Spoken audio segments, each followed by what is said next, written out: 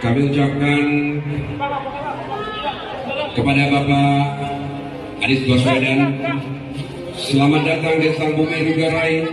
Selamat datang Presiden Republik Indonesia 2024 di Lambang Gedung Kuning, ya rumah adat masyarakat Lampung yang satu-satunya ada di Provinsi Lampung.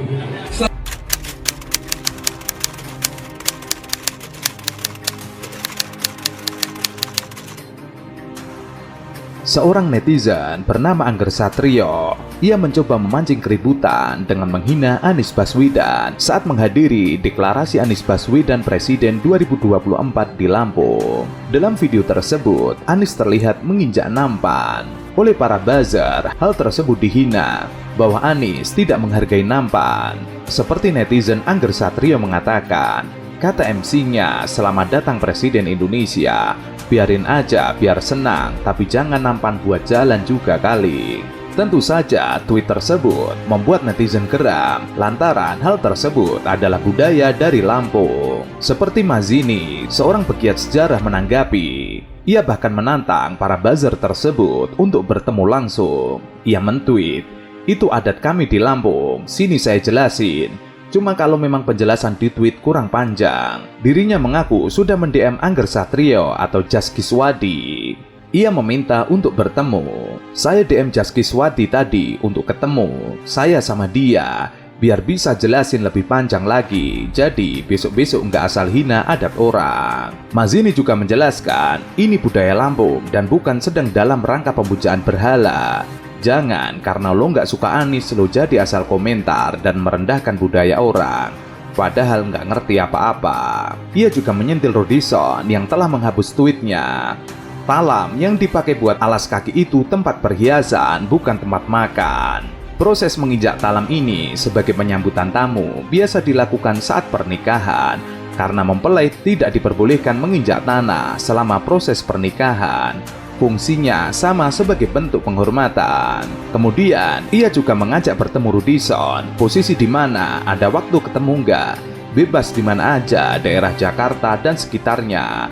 Gue jelasin soal adat istiadat nenek moyang gue, biar lo nggak asal merendahkan gini, buka DM Rodison. Tentu saja hal tersebut menjadi buah bibir netizen. Salah satu akun Twitter bernama Zahra Amalia menuliskan, nulis profilnya udah kayak si paling bineka, tapi budaya daerah direndahin. Ahmad Fauzi mengatakan, bilangnya sih pro NKRI, tapi ketikanya tidak mencerminkan. Mazini juga menjawab, kalau Rodison memang jagoan, coba ngomong begitu di Lampung lah, jangan di medsos, biar dijelasin sama orang Lampung maksudnya adat begini apaan. Bekas juru bicara Partai Solidaritas Indonesia, Dedek Prayudi mengaku salah dan menghapus cuitannya dari akun Twitternya. Adapun cuitan yang dihapus itu, Dedek menulis bahwa tuanku Imam Bonjol bukan pahlawan nasional, hanya pahlawan daerah.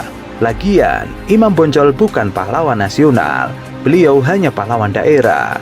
Dan cerita tentang beliau tidak semanis yang diceritakan buku-buku PSBB. Dedek Prayudi kemudian dibully warganet. Ia pun akhirnya menghapus cuitannya dan mengklarifikasi, "I stand corrected. Imam Bonjol adalah pahlawan nasional. Terima kasih koreksinya kawan-kawan. Dihapus ya karena akui salah dan sebagai bentuk pertanggungjawaban supaya tidak misleading yang baca. No defense."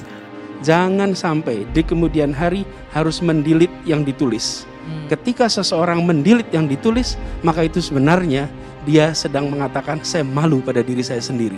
Sekedar diketahui, berdasarkan SK Presiden Republik Indonesia tahun 1973, tanggal 6 November 1973, ditetapkan Tuanku Imam Bonjol sebagai pahlawan nasional dari Sumatera Barat. Ia berjuang mempertahankan tanah air dari penjajahan Belanda pada Perang Padri di tahun 1803 sampai 1838.